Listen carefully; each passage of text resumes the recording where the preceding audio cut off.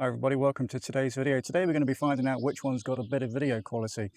DJI Nano versus the DJI Neo 2.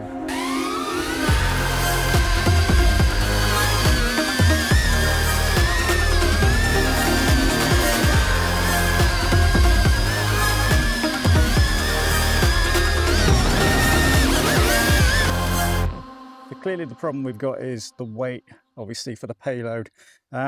Even when you take off the extra sort of protective case which comes with it, and you've just got the Nano in its smallest form there, I think that's still what, 40-50 grams, probably more, 57 grams maybe, I don't know. So what I've done is I've managed to strap on a Velcro strap on here, and yeah, so this is going to be pushing it. Not only have I got the additional mount, so it will mount on top like so, so that does weigh quite a lot.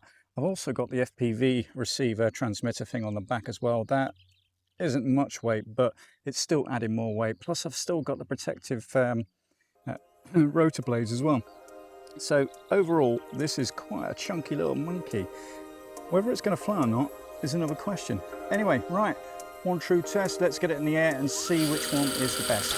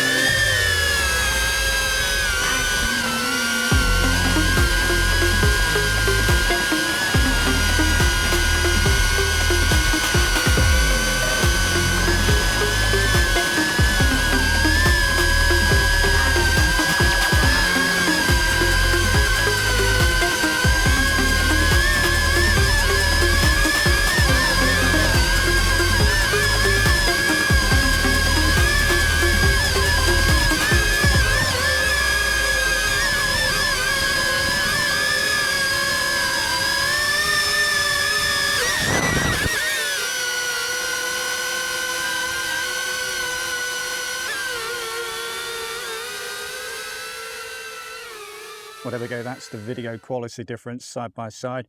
Which one was your favourite? Let me know in the comments which one is your preference. Personally, I'm absolutely loving the Nano footage. I think it is, yeah, it's a lot more, it just feels quicker, but that's just what I think anyway.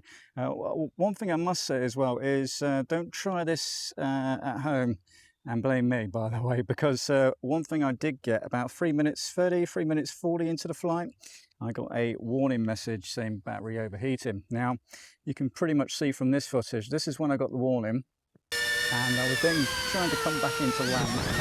And yeah, about maybe 5-6 meters away from me, maybe about 5-6 meters high, it just fell out of the sky. Luckily, no damage done, so it lives to fly another day as it would be. But yeah, the battery just completely shut off, obviously, for, yeah, it was overheating.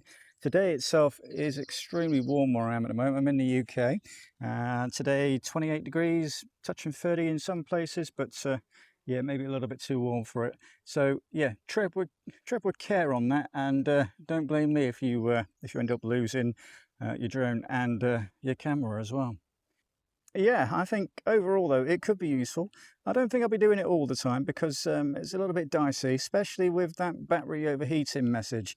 When I was flying over the trees over there, if I would have got that message, it would have just literally just dropped straight out of the sky, and I would have lost both my camera and obviously my drone as well, because I've probably got no chance of finding it in that lot. Anyway, right, that's enough from me. Thank you very much for viewing. I hope you've enjoyed it. If you do give me the thumbs up. Consider subscribing to the channel as well. It does help me out, and I'll see you in the next video. Bye bye.